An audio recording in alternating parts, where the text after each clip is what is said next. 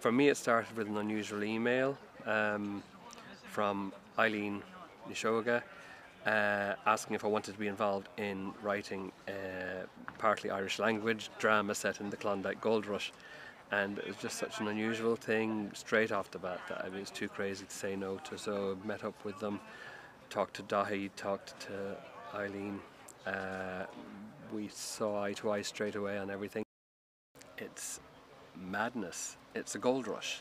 It's a gold rush. It's news that there is an absolutely tremendous amount of gold with absolute certainty in this incredibly remote location.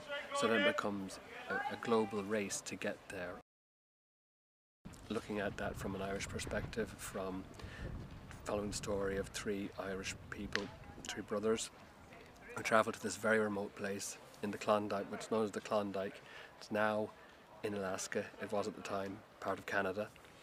You have, in this remote kind of setting, you can play out the most extreme kinds of drama.